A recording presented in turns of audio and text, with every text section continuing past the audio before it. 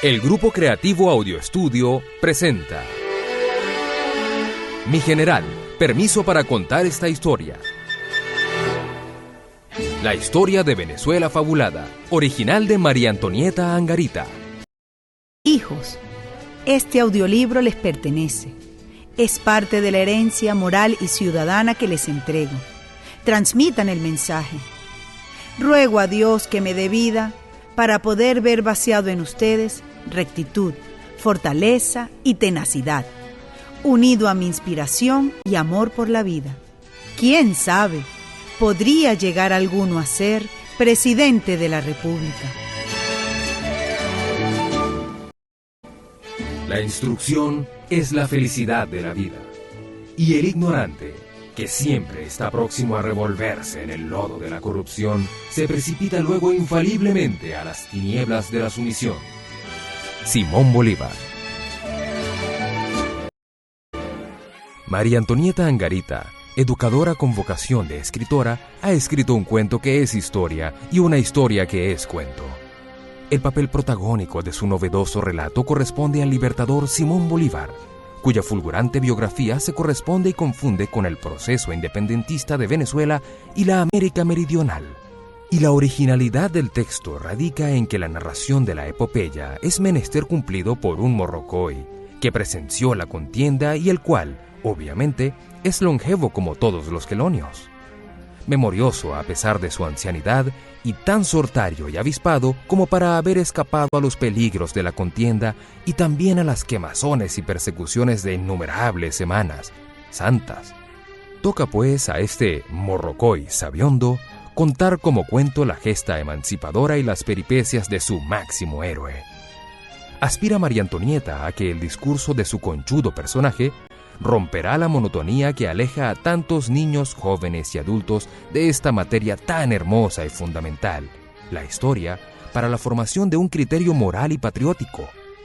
Esto significa, lisa y llanamente, que se ha valido de un recurso grato a las mentes infantiles para que la imaginación de los lectores ilumine con fantasías lo que a menudo suele exponerse como una fatigosa enumeración de nombres, fechas y batallas. De ahí que su trabajo responda a la eficaz pedagogía del enseñar deleitando o del aprendizaje concebido como un gozoso ejercicio intelectual. El propósito generador de este libro no puede ser más noble. Esa nobleza habrá de ampararlo a lo largo de lo que promete ser una exitosa andadura por la vasta geografía de Venezuela. Manuel Alfredo Rodríguez, numerario de la Academia Nacional de la Historia, Caracas, 15 de noviembre de 1994. Mi hija mayor escuchaba con atención los relatos históricos que este morrocoy sabiondo contaba. Una tarde me preguntó: Mami, ¿por qué nunca en el colegio me hablaron de ese morrocoy? Me sentí satisfecha con la pregunta de mi hija, porque pude comprobar que logré insertar realmente a este personaje en el relato de la historia. Este nuevo personaje del devenir venezolano romperá la monotonía que aleja a tantos niños, jóvenes y adultos de esta materia tan hermosa y fundamental para la formación del criterio moral y patriótico. Solo un pueblo puede llegar lejos cuando conoce claramente las raíces de su pasado. Quiero con este cuento desengavetarlo. Como docente comprometida con la realidad de mi país, considero fundamental hacer germinar la semilla del verdadero nacionalismo en cada venezolano, para que sea auténtico.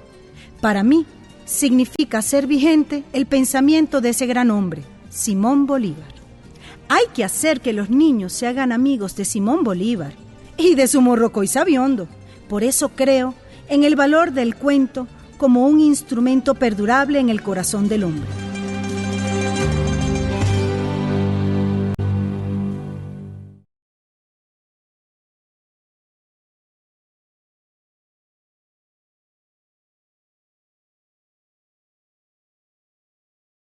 Capítulo 1. Papá nos levantó de madrugada. Vamos, que hoy es sábado y tenemos que buscar a Machita, tío Carlos, y a los muchachos para darle la vuelta a la península. Así arrancó aquella hermosa e inolvidable aventura para recorrer juntos Paraguaná. Hicimos la travesía en 2 camionetas bien equipadas, para que no nos atrapara el fango o la arena. Pero de todos modos nos quedamos atascados. Mientras papá, tío Poqui, tío Carlos, Julián, Javier y hasta la abuela empujaban con fuerza.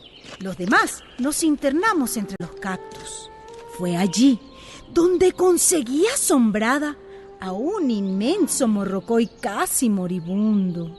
Quedé sin habla. Ni un solo alarido pude dar. Al contrario, no sé por qué me atrajo aquel animal. Sacó lentamente su cabeza del caparazón. ¿Qué le había sucedido? Tenía un surco profundo, marcado en la parte alta de su carapacho. Pareciese que alguien hubiese intentado matarlo. ¿Cuánto tiempo tendrá agonizando? Dicen que estos animales viven cientos de años. No sé el tiempo que duró el embrujo. Supongo que el animal murió, pero me pidió que contara toda la historia que había pasado por encima de su carapacho. Me pidió que sobara su lomo herido. Y es por eso que ahora escribo la historia de Venezuela que este morrocoy marcó y selló en mi mano, para que por encima de la vida y la muerte, natural o provocada por manos malvadas, no se pierda este relato de nuestro pasado.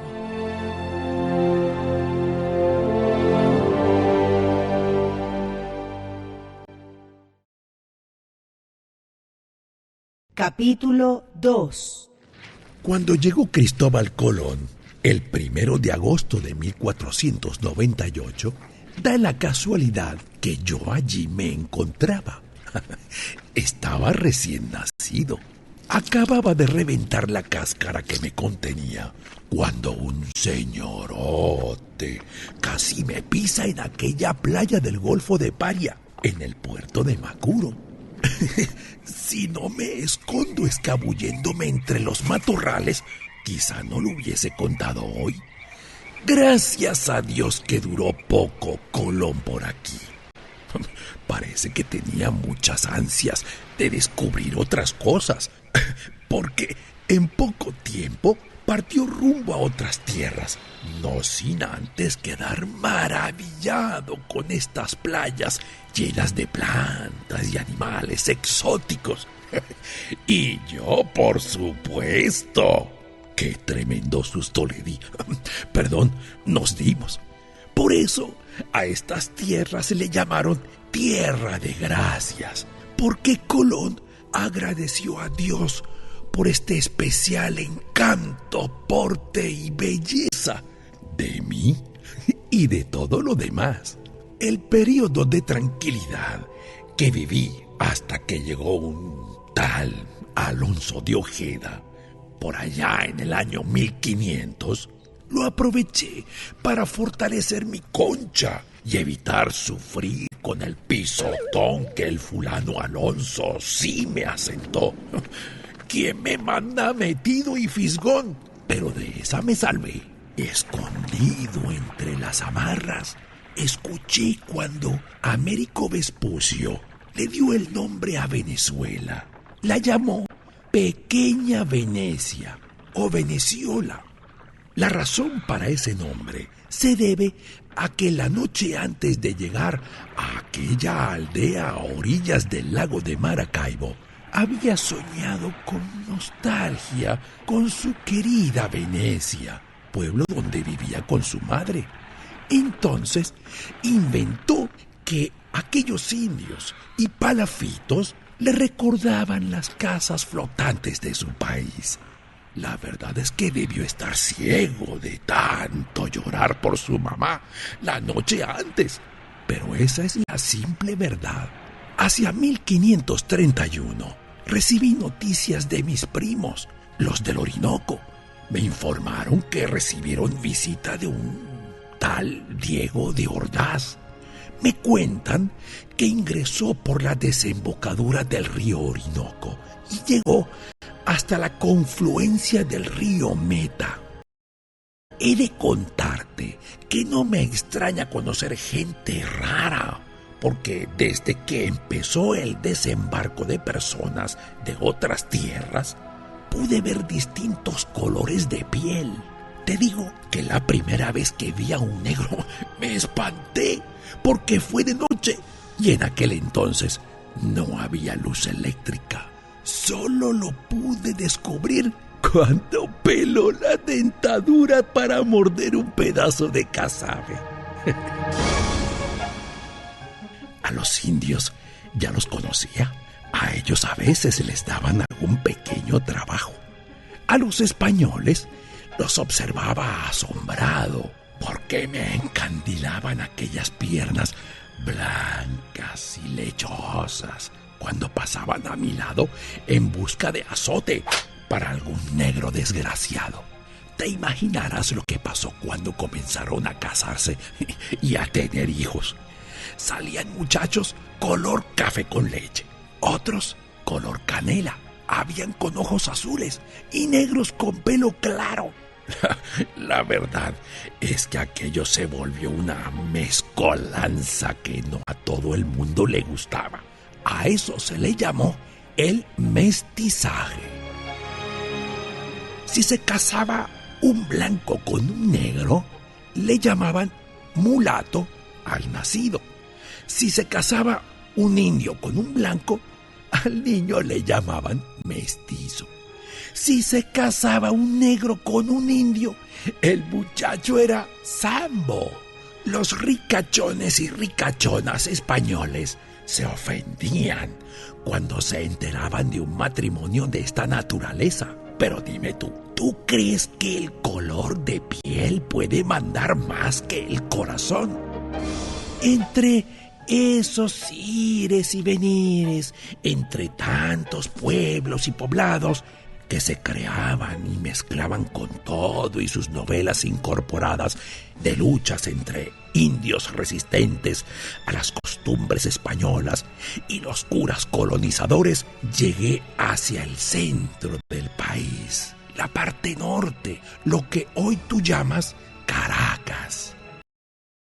Hubiese sabido que don Diego de Lozada tomaría esa ruta para el año 1556, hubiera esperado para que él y sus hombres me abriesen el camino.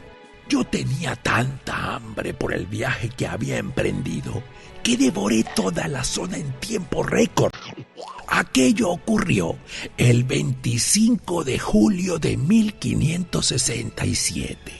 La población que surgió en este valle se llamó Santiago de León de Caracas. Nunca olvido aquel acto solemne con 3 pelagatos donde don Diego, cumpliendo órdenes del rey de España, expandía tremendo pergamino, imponiendo los dominios españoles sobre la región ocupada por los indios Caracas. Ya habían pasado 40 años desde que partí de Coro, cuando en aquel entonces recibí escondido en mi carapacho a Juan de Ampíes por aquellos lados. Este caballero también ejecutó el mismo procedimiento protocolar para fundar a Coro en 1527.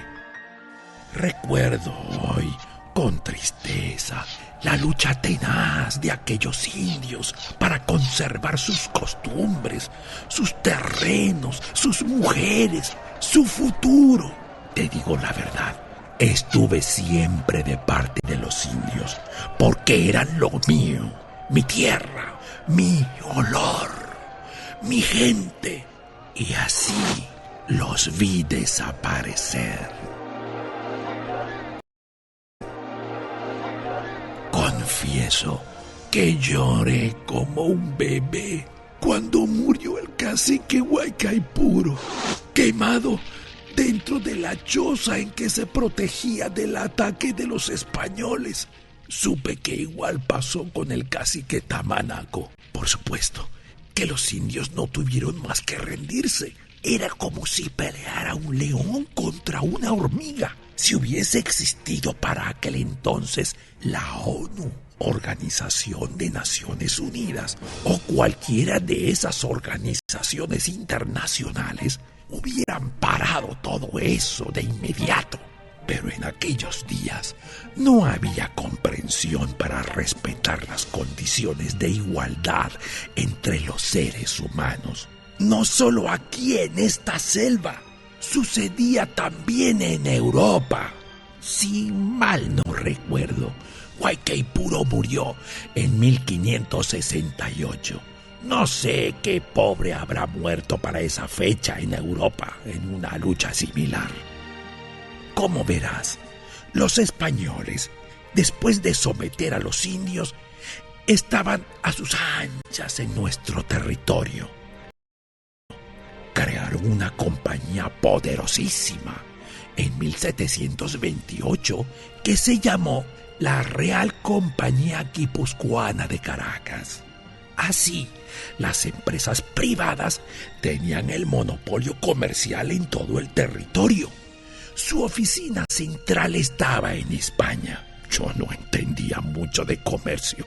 Solo sé que ponían a indios y negros a subir y bajar cargamento de cacao que iban y venían para España. Fue así como conocí por primera vez el olor del café que se comenzó a cultivar en 1740.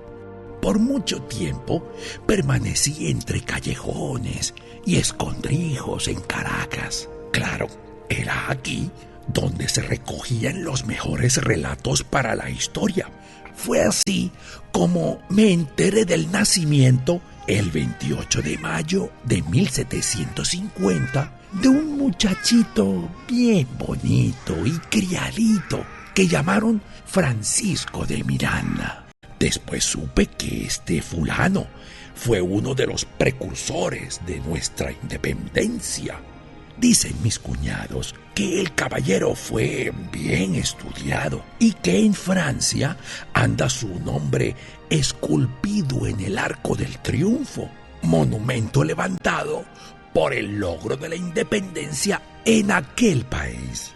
Parece que Miranda pensó que si había ayudado a alcanzar importantes logros sociales por allá, en Venezuela podía hacerlo mejor por sus compatriotas. Dicen que llegó por coro un 3 de agosto de 1806. Y debe ser verdad, porque mis cuñados son del lugar y cuentan que lo vieron con una bandera tricolor en la mano, diciendo que comenzaba la lucha y liberación del pueblo venezolano. Como mis cuñados, los morrocoyes de coro, sabían el trabajo que yo estaba realizando, enseguida me enviaron una encomienda informando de aquel acontecimiento. Pero el pobre hombre falló en el intento y huyó al extranjero en busca de refuerzos. Los españoles cada día abusaban más de los pobres indios, negros y mezclados, a cuenta de que eran dueños de todo. No le daban ni un respirito a nadie. Ya comprendo por qué Francisco de Miranda llegó a Venezuela con esas ganas de libertad.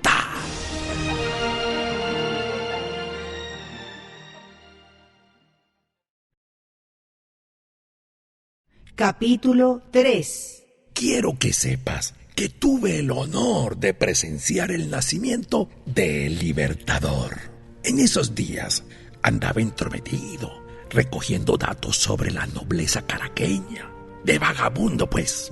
Me quedé por algún tiempo en la casa de los Bolívar, la casa de don Juan Vicente Bolívar y doña María Concepción Palacios, porque la negra Hipólita, quien preparaba la comida y cuidaba a los muchachos, me consentía echándome desperdicios con los que me alimentaba.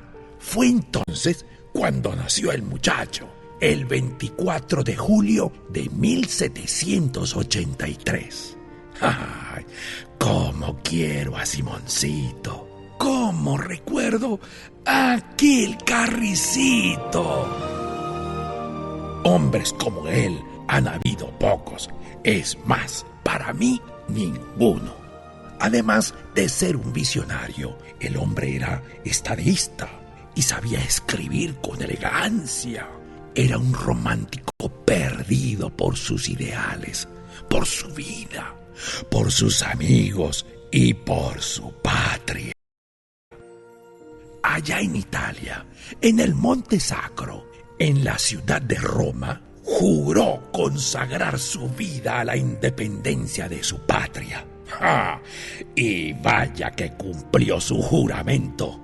Yo que viví el comienzo de nuestra historia, pienso que Bolívar pudo haber sido el alma de uno de esos caciques desgraciados que volvió con el pensamiento crecido y educado para devolverle la identidad a aquellos indios que vi fallecer y desvanecerse ante el poderío de los españoles. Fue así como comencé a seguir sus pasos, los pasos de la República, los pasos de Venezuela. Los padres de Simón eran personas muy serias y respetables. Decidió entonces su padre escoger un buen maestro para él. Una tarde paseaba por el zaguán de Granados cuando un hombre imponente trastabilló al tropezar con mi caparazón. Enseguida salió al encuentro doña Concepción y se disculpó. Perdone usted, don Simón, por la impertinencia de este animal. Hablaré con el negro Juan Tomás para que lo retire del lugar. No, mamá, fui yo que lo atravesé para jugar. El niño me había salvado. ¿Ves por qué estoy tan agradecido?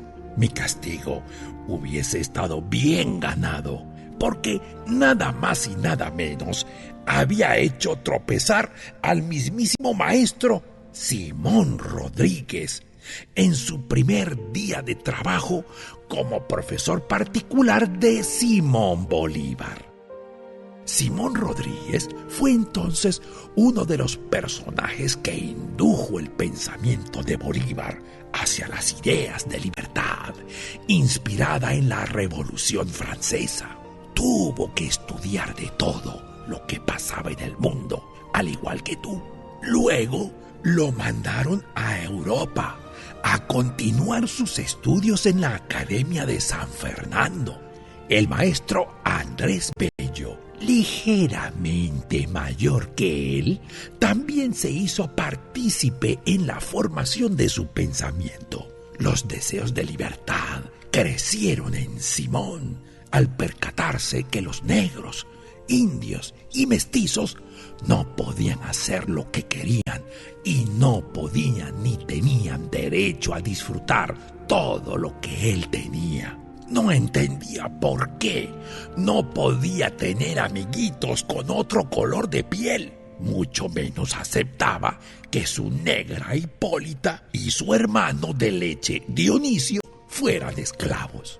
Desde pequeño cabalgaba como el mejor, inspirado y arrogante, con aire siempre de vencedor.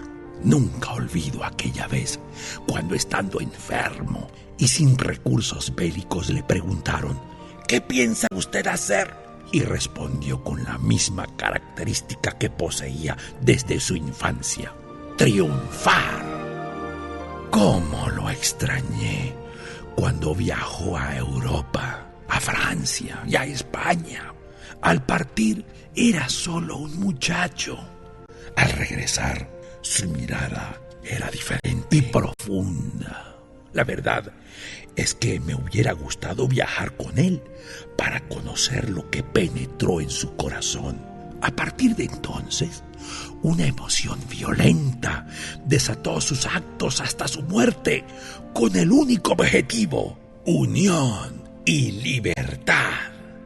Recuerdo los relatos sobre su boda en España con doña María Teresa Rodríguez. Fue una lástima que la dulce y complaciente señora María Teresa se enfermara.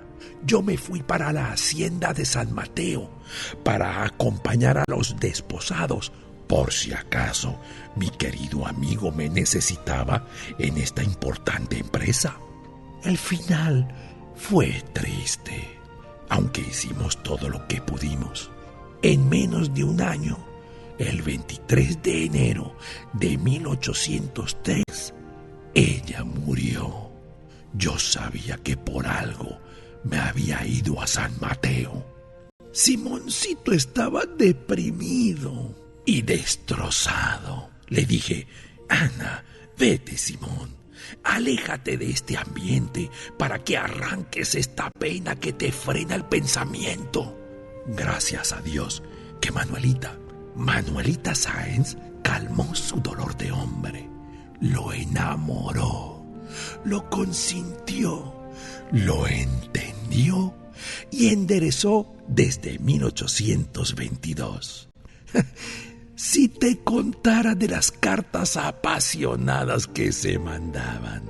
Ella era de Quito, Ecuador. Aquello era un amor de novela.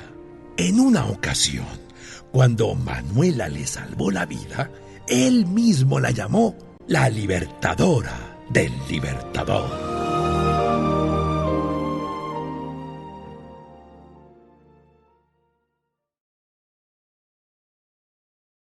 Capítulo 4. Bolívar era amigo de todo el mundo. Conocía así a José Antonio Páez.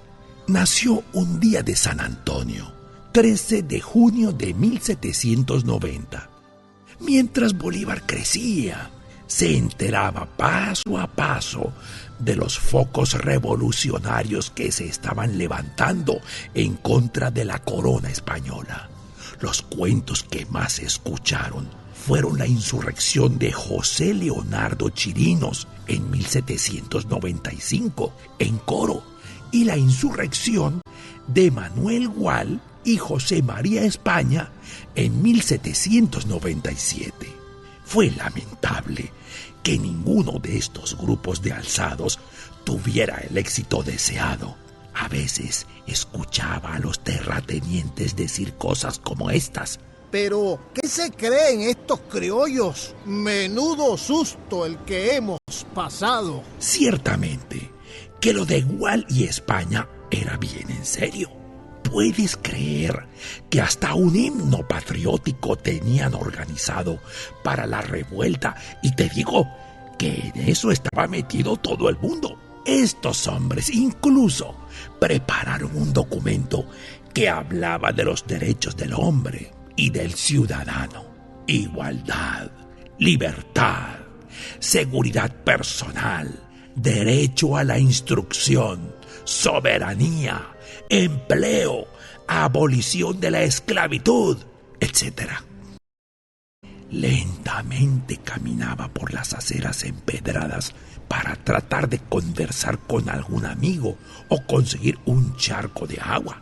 Llegaba a la plaza, enfrente del cabildo, cuando observé a un grupo ciertamente numeroso de criollos murmurando y acusando a un tal Emparan. Esto no puede seguir así. Usted, señor, se ha equivocado. Era Jueves Santo, un 19 de abril de 1810.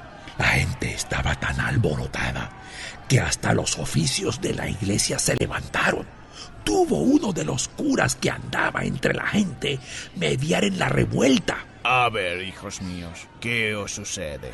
Y los criollos comentaron con suspicacia: Padre, usted más que nadie es justo y conoce nuestros pesares. Sabe que no queremos un gobierno de España. El cura, un tal Madariaga, respondió: Calmaos, que con violencia no llegaréis a nada. Dejadme a mí a ver qué hago.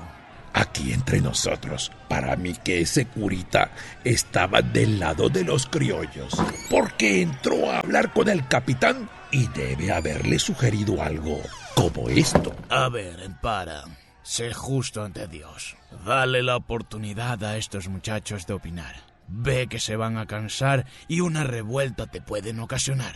Salió entonces Emparan al balcón y dirigiéndose a la muchedumbre preguntó: ¿Queréis que yo os mande en nombre real como capitán general? ¿Qué te dije del famoso curita?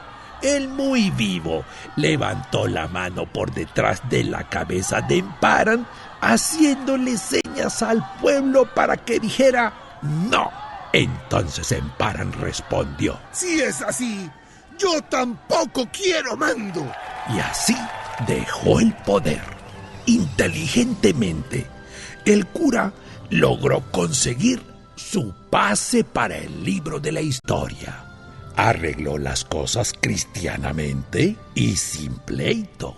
Después, indagando por allí, me enteré de que el sacerdote hacía tiempo que venía revolviendo el avispero a favor de los criollos. Comenzaron aquellos muchachos a reunirse y organizar propuestas de libertad. Crearon el primer pequeño ejército. Mandaron una misión al extranjero porque había que conseguir ayuda para luchar contra los españoles. Uno de esos muchachos que viajó entonces fue el joven Bolívar, acompañado por Luis Méndez y Andrés Bello. Mientras tanto, el otro grupo formó aquí una organización que podría llamarse lo que fue el primer partido político de entonces. Se llamó la Junta Patriótica. Este grupo buscó representación en todo el país para lograr consenso y exponer las ideas. Recuerda que no existía teléfono ni televisor, así que este trabajo fue forzado y muy difícil. De hecho, la representación lograda se reunió en Congreso. Así, este Congreso, formado por los hombres más notables e ilustrados de la época, deciden declarar la independencia de Venezuela públicamente en un acto solemne el 5 de julio de 1811. La primera república que se creó entonces fue débil, aunque bien intencionada y encausada. Para más colmo, la gente, que era bien santera y rezandera, atribuyó a un castigo de Dios por inventar tantas ideas locas un espantoso terremoto que ocurrió en 1812, que sacudió a Caracas y media Venezuela. De aquí surgió aquella frase famosa del Libertador para levantar los ánimos del pueblo. Si la naturaleza se opone, lucharemos contra ella y haremos que nos obedezca. Capítulo 5. Y aquí comenzó en serio mi amigo Simón Bolívar. Recibí noticias por enviados secretos de que estaba apertrechándose desde Nueva Granada, o sea, lo que hoy es Colombia, para invadir a Venezuela. Prepara su famoso Manifiesto de Cartagena, donde expone sus puntos de vista sobre la caída de la Primera República. ¡Cómo tenía ganas de que llegara el Simón!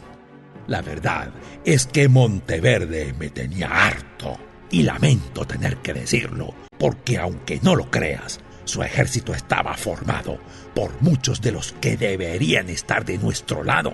La mayoría eran venezolanos. ¡Qué vergüenza me daba aquello! Mejor dicho, tristeza. ¿Cómo entero a Bolívar de esto, estando él tan lejos? Definitivamente era falta de un nacionalismo arraigado. Aunque lento y paciente, inicié el camino para el encuentro con el jefe. Conseguí a Bolívar por los lados del occidente del país y lo puse al tanto de lo que estaba pasando entre venezolanos. En 5 meses recorrió el trayecto desde Táchira hasta Caracas, en lo que se llamó la Campaña Admirable. Por supuesto, desperté la preocupación del hombre con lo que le conté. No dejó de meditar por todo el camino, hasta que lanzó su famoso decreto de guerra a muerte. Españoles y canarios, contad con la muerte aunque seáis indiferentes, si no trabajáis activamente a favor de la independencia. Americanos, contad con la vida aunque seáis culpables. No faltó por muchas décadas quien lo criticara, pero quisiera saber de qué otra manera podía sacudirle el cerebro a los venezolanos de entonces. Le tiré trompetillas y le dejé una de mis mejores gracias frente al caballo que montó Monteverde para huir a Puerto Cabello, cuando Bolívar entró triunfante a Caracas el 7 de agosto de 1813. Bolívar comenzó a trabajar en la reorganización política y social, porque en solo ese tiempito, desde que tuvo que huir por la caída de la Primera República, los españoles habían desarmado toda aquella naciente estructura ideológica que había comenzado con tantos ideales hermosos. ¿Cómo creció mi orgullo cuando mi queridísimo Simón recibió entonces el título de El Libertador, con el que hoy lo conocemos? Me cansé de decírselo. Bolívar, ve que por allí anda un catire, un hombre de alma llanera pero de cuna española, que te va a echar una broma. Era nada más y nada menos que José Tomás Boves. Se hizo pana de todo el mundo en el llano. Logré contar a 12,000 llaneros que lo seguían de poblado en poblado. No pude avisar a Bolívar del peligro que corría. Este hombre y su pandilla venía devastando todo cuanto encontraban, haciendo sufrir a mujeres y niños, a pesar de que José Félix Rivas logró ponerle un freno a Boves el 12 de febrero de 1814 en la Batalla de la Victoria. El hombre logró derrumbar los intentos de la Segunda República. Me preocupaba Bolívar, pero al final siempre confié en sus actos. Sabía que podía salir vivo de esta, tomando rumbo hacia Oriente. Ya antes, en los días de su infancia, le había indicado un mapa con rutas que desde hacía muchas décadas yo había abierto para casos de emergencia, como estos. Pero hay que tomar en cuenta que Bolívar y las familias que emigraron hacia el Oriente no tenían el cuerpo y la resistencia de un Morrocoy. Por eso, el trayecto se hizo más difícil y penoso. Muchos de ellos murieron en el intento, pero era la única manera de escapar en aquel año de 1815. Entre las personas que murieron en este intento se contaron el papá y el hermano de Luisa Cáceres, futura esposa de Juan Bautista Arizmendi. Quiero decirte que la de ella fue una de las historias de lealtad y amor de la época.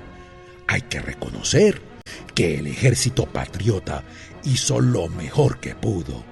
Hasta el mismo Simón logró derrotar a Boves en una ocasión, pero le costó la muerte de su amigo Antonio Ricaurte el 25 de marzo de 1814. Esa muerte la lloramos los dos. Bolívar y Mariño cuidaron el territorio hasta el final, pero el catire los logró derrotar en la segunda batalla de la Puerta, el 15 de junio de 1814. No es que me guste decirlo, pero cobramos la muerte del amigo, nada más y nada menos que con la muerte de Boves, atravesado por una lanza perdida en la batalla de Urica en ese mismo año. ¡Ay, qué fastidio! Los españoles otra vez. Esta vez era un tal Morillo, más antipático que Monteverde y Boves juntos. Se creía un mesías pacificador. Él trataba de ser amable, pero ciertamente que ese rol no le calzaba. Y fue mejor que lo siguiera creyendo para darle tiempo a los patriotas a preparar un nuevo plan de acción. Mientras tanto, en Haití, en Asamblea de Refugiados, fue recibido Bolívar como autoridad suprema. A pesar de sentirme como un preso, no lo pasé del todo mal en la isla de Margarita. Era la única zona del país que ocupaban los patriotas. Bolívar estaba en Jamaica, luego pasó a Haití. En aquellos tiempos no existían esas organizaciones que ahora abundan y se preocupan por el bienestar de los seres humanos en el mundo entero. Pero de alguna manera, Bolívar debía contarle al mundo lo que estaba pasando aquí en Venezuela. Con esa idea en la mente, allá en Kingston, Jamaica, escribe su famosa carta profética, la Carta de Jamaica. En esa famosa carta, que escribe un 6 de septiembre de 1815, hace un llamado a las naciones extranjeras para que colaboren con la situación de los países hispanoamericanos para independizarse de las colonias. Habló como un viejo sabio, prediciendo todo lo que pasaría políticamente con estas pequeñas naciones nacientes. Esa fue la razón por la que se le llamó la Carta Profética.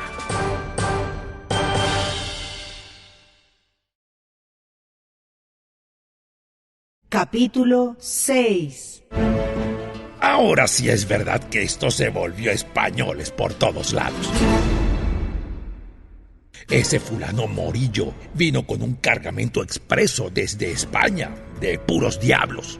Qué lástima me dio cuando Arismendi se vio obligado a capitular el único pedacito de territorio ocupado por patriotas para el momento en aquel año de 1816. A la pobre Luisa la pusieron presa y se la llevaron a España. Pero estando encarcelada antes de su partida, parió un hijo muerto en el castillo de Santa Rosa en la Asunción, sin ninguna ayuda ni compasión de nadie. Lloré como un bebé en un rincón de aquel castillo cuando vi muerto al niño. Pero la mujer era fuerte, a pesar de que le ofrecieron a cambio su libertad, que depusiese las ideas revolucionarias, se negó rotundamente, hasta que años después pudo escapar de España para acompañar a su marido hasta el final, comenzando por recuperar la isla que les habían arrebatado. Eso es lo que yo llamo un palo de mujer. Después del descanso obligado, decidí cruzar de la isla a tierra firme a puro nado.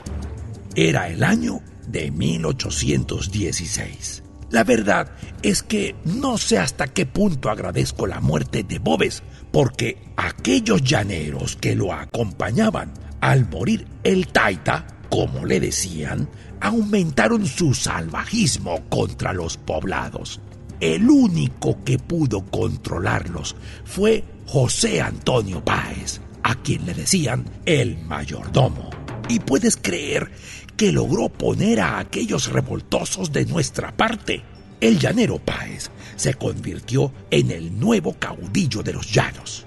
Adiestró a los muchachos a manejar la lanza y el caballo como nadie. Dejaban enloquecidos a los españoles, que para luchar eran lentos y pesados por todo el armamento que cargaban. Páez logró hazañas espectaculares.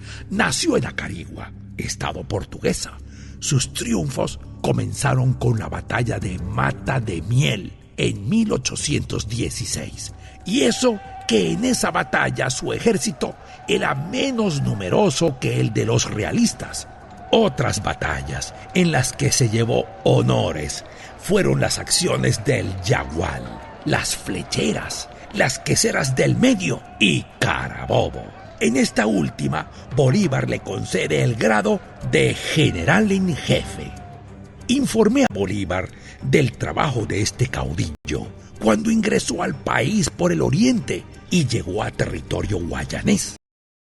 En ese momento me encontraba con Manuel Piar luchando en la batalla de San Félix el 11 de abril de 1817. Por andar vecineando con mis primos hermanos, no me percaté de que el famoso Piar empezó a molestar y revolucionar. Bolívar, con mucho dolor por el militar que era medio pariente, tuvo que tomar la decisión de enjuiciarlo y mandarlo a matar. No llegué a tiempo para el fusilamiento aquel 16 de octubre de 1817. Pensé, mejor es respetar la autoridad, no sea que me manden a matar. Más de uno desearía comer un suculento pastel de morrocoy por esta zona. Además, para ese entonces no existía ninguna de esas organizaciones protectoras de animales. Mejor me cuido. En vista de los acontecimientos, Bolívar era el jefe supremo, ordenó sus ideas y finalmente creó el periódico Correo del Orinoco. ¿Puedes creerlo? Desde entonces, para mí, se volvió un vicio eso de leer la prensa cada vez que salía. Además, me encantaba leer todos aquellos escritos que el hombre publicaba, hablando, aconsejando, meditando y qué sé yo de cualquier tema. Eso fue en 1819, también cuando instala el Congreso de Angostura con la representación patriótica que había para entonces, parte de los Llanos, Guayana, Margarita y parte del Oriente. En este Congreso expone que el sistema de gobierno más perfecto es aquel que produce mayor suma de estabilidad política. Esto que te cuento fueron los comienzos de la Tercera República desde 1818. Hay que ver que Bolívar era un maestro. Logró explicar en aquel Congreso la necesidad de crear una constitución con normas acordes a la verdadera realidad de los venezolanos, no copiada de otro modelo. A pesar de que cada jefe militar alaba para su lado, en ese entonces lograron acordar la unidad. En aquel Congreso de 1819 se decidió unir a Nueva Granada y Venezuela en un solo país, o sea, lo que hoy es Colombia y Venezuela en un solo estado para entonces. Difícil de creer, ¿verdad? Al aprobar la ley fundamental de Colombia, se acabó todo aquello de que esto es de aquí y esto es de allá, aunque fuese solo por un tiempo. Había que luchar, desde luego, para rescatar también a Bogotá y a Quito, Ecuador, que también formaba parte de la Gran Colombia. Para ese viaje sí no me arrimo, le dije a mi amigo. Atravesaron los Andes venezolanos y pasaron frío y hambre como unos condenados. Si yo hubiera ido, el mismo Bolívar me hubiera cocinado.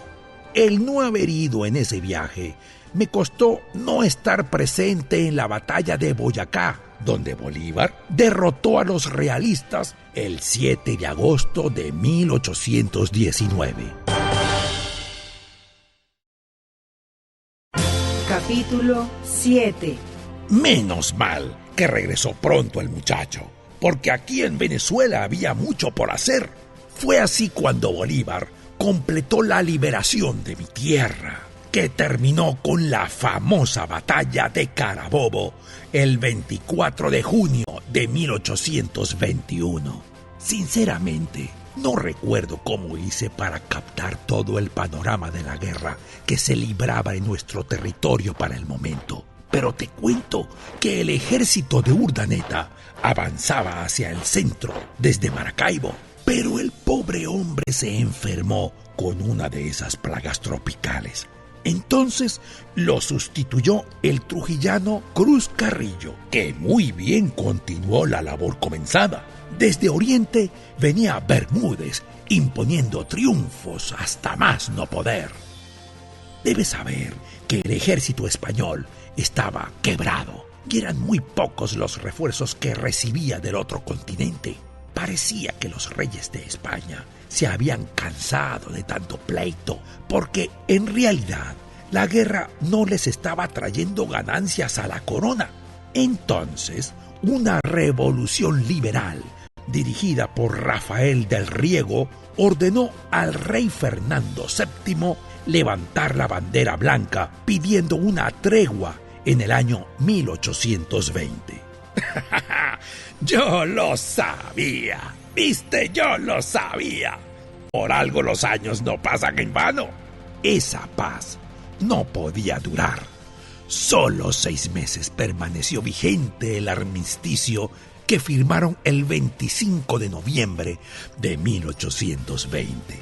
Los patriotas que nos representaron en aquel acto fueron Antonio José de Sucre, Pedro Briceño Méndez y José Gabriel Pérez. El 28 de abril de 1821 cesó el armisticio. Luego, en mayo de ese mismo año, se reúne el Congreso de Colombia en Cúcuta. Y comenzó la guerra de nuevo. Yo me adelanté hacia el centro, hacia lo que hoy es Valencia. Por el camino preparé a mi ejército de morrocoyes para que prepararan el terreno a favor de los patriotas.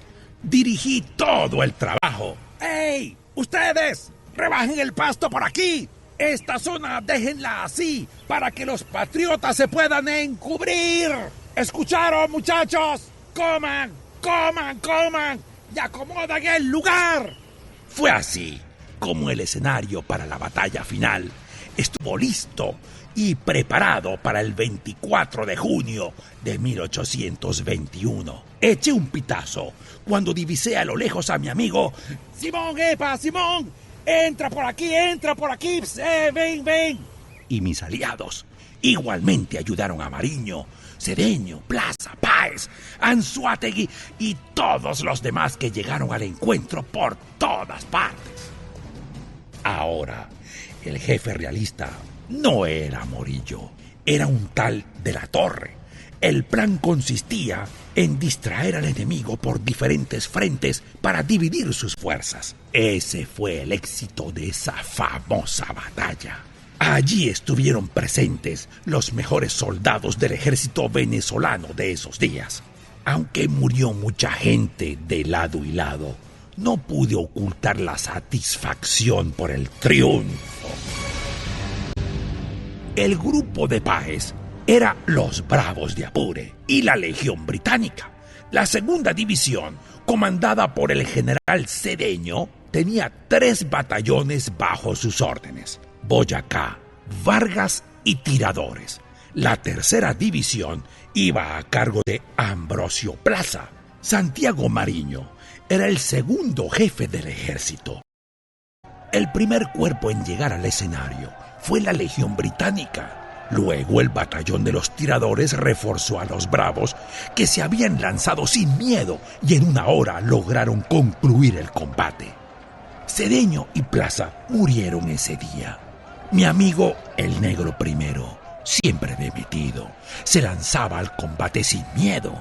Le grité: ¡Cuídate, negro! ¡No vayas a salir siempre de primero! Pero ese hombre nunca me escuchaba. Logró llegar herido hasta los pies del caballo de su amigo Páez para despedirse formalmente y para siempre. Mi general, vengo a decirle que estoy muerto. Y cayó muerto en el momento. Bolívar había negociado con Morillo en el año 1820 un tratado en el cual cada bando podía curar a sus heridos y enterrar a sus muertos respetándose mutuamente. Gracias a ese tratado logramos salvar a mucha gente. Esto le dio un cariz menos cruel a los actos de la guerra. Ahora sí, a pesar de que cada jefe quería mandar más que un papa recién nombrado, Bolívar mantenía el mando, tomando posesión de la presidencia de la República de Colombia el 3 de octubre de 1821.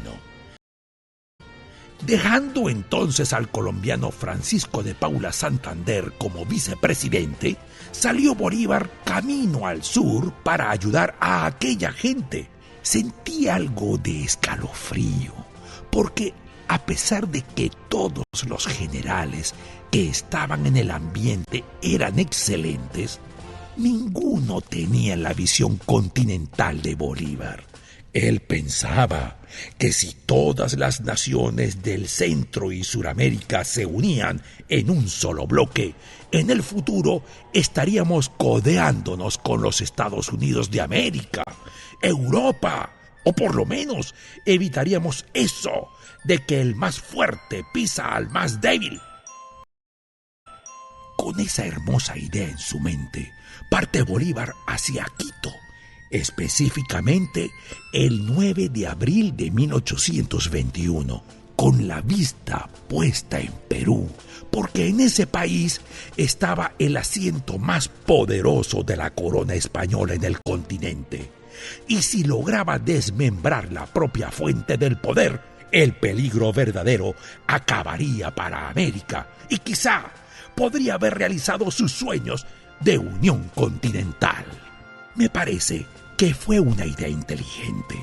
Le recomendé a Bolívar un tal Antonio José de Sucre, muchacho joven, pero dispuesto y rendidor para la lucha. El joven dio buenos resultados. Fue su mano derecha en Ecuador y triunfó en la batalla de Pichincha en Quito el 24 de mayo de 1822. Se convirtió en uno de los mejores amigos del Libertador. Antes, Bolívar había triunfado en Bomboná el 7 de abril del mismo año, aunque no existía la televisión. A través del correo y los chismes de la época, un militar argentino llamado José de San Martín, que trataba de libertar al Perú, se entera de la llegada de Bolívar triunfante a Quito. Utiliza sus influencias y conocidos y consigue una entrevista con el Libertador. Enseguida el chisme llegó hasta aquí. Escuché a la gente y los generales decir: ¿Qué se cree Simón Bolívar? ¡Que se olvide de Perú y de ese famoso San Martín! San Martín estaba dispuesto a ceder toda autoridad a Bolívar para que lo ayudara en la empresa de liberación. Estaban envidiosos. San Martín, al igual que Bolívar, luchaba por la libertad de la parte sur de América del Sur, y en ese momento le pedía ayuda al venezolano triunfador para libertar al Perú. Dos de los principales triunfos del Libertador fueron la batalla de Junín el 7 de agosto de 1824 y la batalla de Ayacucho el 9 de diciembre de 1824. Capítulo 8. Entretanto, aquí en Venezuela, los generales, sobre todo Páez, se sentían crecidos porque lograron echar a los españoles por completo al vencer en Maracaibo a los últimos focos realistas comandados por Morales el 3 de agosto de 1823 y la toma de Puerto Cabello alcanzada por Páez el 7 de noviembre del mismo año. Sabía desde un principio que Bolívar llegaría lejos. Él solito logró formar un ejército multinacional. Soldados venezolanos, peruanos, ecuatorianos, colombianos, todos juntos. ¡Caramba! Yo sí estaba orgulloso de él, a diferencia de muchos otros. Llegó a perder el mando del ejército que había obtenido en junio de 1821, recuperándolo entre 1825 y 1826 en la reunión del Congreso de Perú.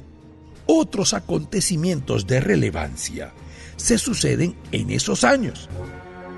El 6 de agosto de 1825 se proclama la República de Bolivia. En 1826, específicamente el 22 de junio, instala el Congreso de Panamá y propone un proyecto de constitución. Bolívar sintió en ese momento que esa unión que tanto anhelaba estaba arrancando, porque asistieron representantes de Colombia, Centroamérica, Perú, Ecuador, Argentina, México, Chile y hasta Estados Unidos de Norteamérica. Entonces vino la primera mala noticia. En Asamblea Popular de ese año, 1826, deciden separar a Venezuela de la Gran Colombia. Los principales promotores de esta nefasta idea fueron Páez, Miguel Peña, Diego Bautista Urbaneja, Carlos Sublet y otros. Me encontraba por los predios de Páez cuando comenzó a organizar la cociata. Este hombre no dejaría de molestar hasta lograr su cometido, separar a Venezuela del mundo. Bolívar en ese momento se encontraba en Bolivia, poniendo orden en aquella casa. Para ese entonces, la provincia central de nuestro territorio se llamaba Venezuela. Aparte, estaba la provincia de Maracaibo y la zona central, incluyendo el sur del país. Todas dependían de Bogotá. Páez era un tremendo jefe y lo veneraban en la provincia de Venezuela. Conspiró en contra de la autoridad y el orden establecido por el Libertador. Cuando regresó, en vez de regañar a Páez, decidió perdonarlo como el mejor de los padres. Mucho después entendí por qué actuó de esa manera. Si peleaba con Páez, significaba que se desataría una guerra civil. El gran hombre, con tristeza, tuvo que admitir el poderío que había adquirido el dichoso general en su ausencia. Así que no tuvo más remedio que negociar con discreción para no perder el mando total y el orden legal. Simón hacía esfuerzos sobrehumanos para conservar la unión. Convocaba reuniones y congresos, como la Convención de Ocaña, el 9 de abril de 1827. Nombra gente por aquí, quita gente por allá, dicta decretos, no para de trabajar. Me cansaba de solo verlo. Divide distritos y estados, restringe la libertad de imprenta y pare usted de contar. Para estos momentos, se podía decir que Bolívar mandaba como un dictador, casi en contra de su voluntad. Imagínate que hasta llegó a dictar un decreto para obligar a la gente a rezar por un solo credo, la religión católica. No sé si fue por falta de fe que aquel 24 de junio de 1828 decidieron atentar contra su vida y un tal Florentino González encabezó la misión. ¡Se salvó de milagro! A pesar de encontrarse un poco enfermo, Simón y Manuelita estaban haciendo gala privada de sus apasionados amores, cuando a paso calladito los conspiradores comenzaron a infiltrarse en el Palacio de Gobierno. Apuré el paso lo más que pude por aquellos pasillos hasta que llegué al cuarto. Comencé a chocar y chocar la puerta de los enamorados y fue Manuelita la que abrió la puerta con cara de sorpresa y me encontró asustado. ¡Apúrate, Manuela! ¡Apúrate! ¡Que viene un atentado! ¡Escapa, Simón! ¡Brinca rápido! Calzó sus botas con rapidez, acomodó como pudo sus trapos y enseguida desapareció por un costado. Como me encontraba atravesado, un soldado tropezó con mi carapacho, cayó de bruces y se fue en sangre, justo a los pies de Manuelita. Ella inteligentemente se acercó al caballero y decidió atenderlo para distraer los acontecimientos y permitir la huida de Bolívar. Cuando partieron sin encontrar a Simón, Manuelita y yo respiramos aliviados. Misión cumplida, compadre, me dijo sobándome el lomo. La verdad es que con esto que pasó Bolívar, se dio cuenta de que luchaba contra un imposible. De todas maneras, perdonó a Pedro Carujo jefe del complot. Otros no corrieron con la misma suerte. Capítulo 9. Con tristeza secreta, Bolívar reafirmó su poder dictatorial el 26 de septiembre del año 1828. Vi a mi amigo cansado. Desde el año de 1829 hasta su muerte, representó un esfuerzo brutal de su parte. A pesar de que los últimos focos de las desavenencias entre Colombia y Perú desaparecían, ya había demasiados intereses antibolivarianos encontrados. Una de las últimas satisfacciones que recibió el Libertador fue la derrota que le propinó Antonio José de Sucre a José de la Mar en la batalla de Tarquí el 26 de febrero de 1830. Estando Bolívar en Colombia en el año de 1829, en la Asamblea de Caracas se decide informarle la firme voluntad de separar a Venezuela de la Gran Colombia. Luego, en la Asamblea de Valencia, el 28 de diciembre de este mismo año, se pide públicamente desconocer la autoridad del Libertador. Con la Navidad encima, emprendí viaje para encontrarme en Colombia con Simón. Tristemente, aquí no había nada más que hacer. Desde la última vez que lo vi, la tuberculosis ya lo estaba debilitando.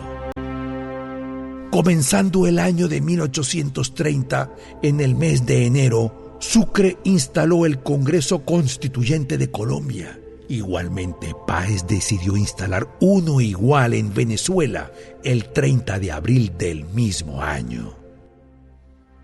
Viendo esto, Bolívar, con pocas fuerzas, decide viajar para conversar con Páez, con el objeto de buscar la unidad, pero lo persuadí de que no lo hiciera. Páez no quería saber nada de Bolívar y de ninguno de los colombianos que intentaban establecer un diálogo decente entre las dos provincias, y de hecho lo comprobamos cuando en aquel Congreso de Cúcuta, el 8 de abril de 1830, Páez prohibió la entrada a Venezuela a los colombianos que querían negociar.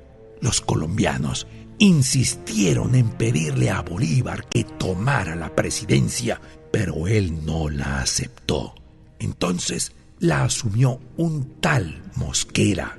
Para colmo de males, el Congreso de Venezuela, reunido el 28 de mayo de 1829 y presidido por Francisco Javier Llanes, pidió la prohibición de entrada al país de El Libertador.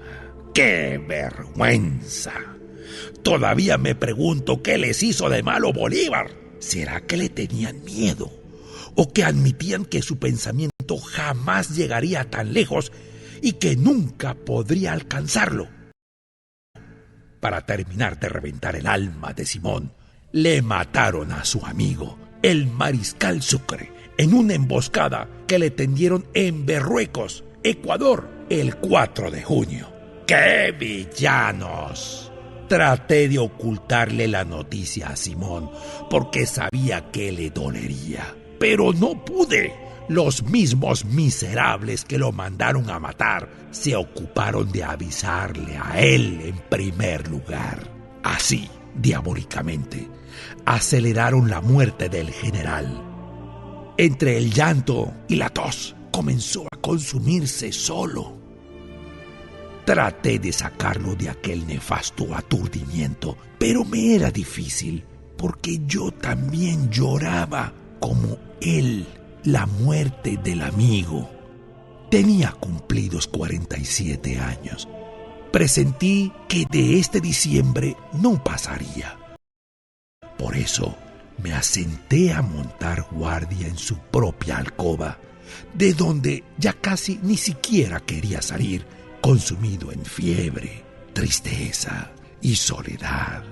Aquella quinta llamada San Pedro Alejandrino, en Santa Marta, Colombia, y que le había prestado un amigo, permanecía sombría, presintiendo la llegada de su muerte. El médico Reverend fue uno de los pocos que lo acompañó en sus últimos momentos. Mi espalda sirvió de apoyo para sostener una de las piernas cuando, a duras penas, se incorporó para escribir su testamento el 1 de diciembre de 1830. Todavía antes de morir, frente a representantes de la iglesia, algunos edecanes y militares, su escribano y el mayordomo, perdonó limpiamente a sus enemigos e imploró por la unión. Recuerdo cuando dijo: si mi muerte contribuye a que cesen los partidos y se consolide la unión, entonces bajaré tranquilo al sepulcro. Aproveché el último soplo de su vida cuando sus compañeros del momento conferenciaban sobre aquel irreversible instante en el pasillo lateral del cuarto para solemnemente cuadrarme pecho al suelo ante mi general con lágrimas en los ojos y solicitar: mi general, con todo respeto, solicito ante usted permiso para contar esta historia. Aquel hombre sencillo me brindó su última sonrisa en vida y respondió: tú, como siempre, Morrocoy sabiondo. Pocos han sido fieles como tú. Permiso concedido. Al instante cerró los ojos. Murió. Era el 17 de diciembre a la 1:05 de la tarde. Lo siento, permítame un momento de silencio. El duelo que llevo por dentro no me deja continuar.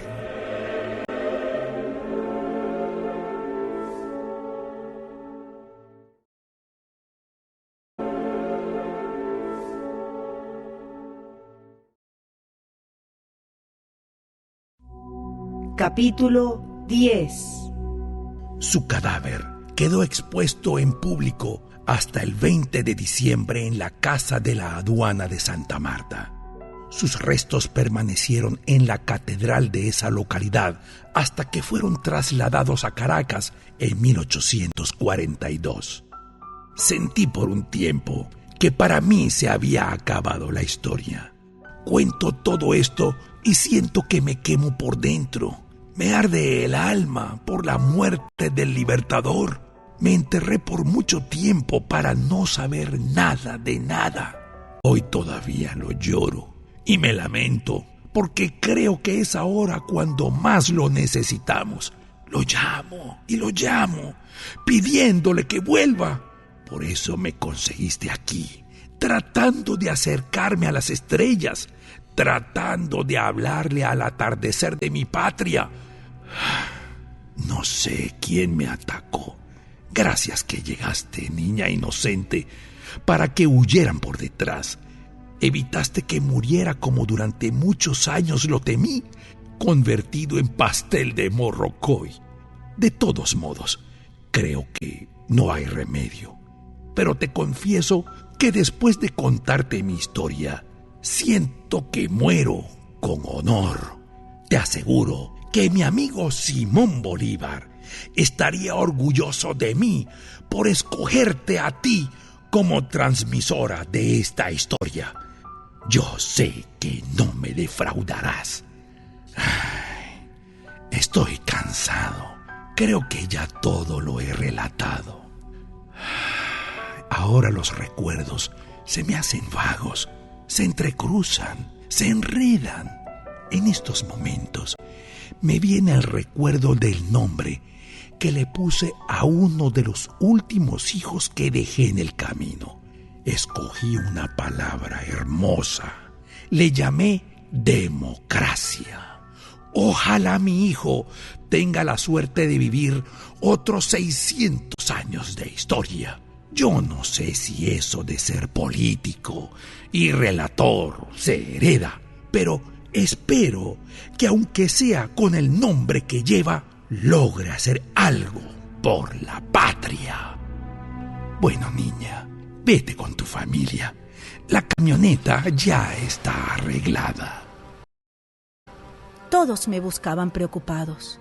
Yo no había escuchado ningún llamado por prestarle atención al relato. Alcanzó a verme mi papá cuando vio al morrocoy y exclamó: ¡ay, pobre animal!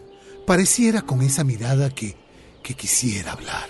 Tardé años saboreando en mi mente toda aquella hermosa experiencia sin saber cómo contarla.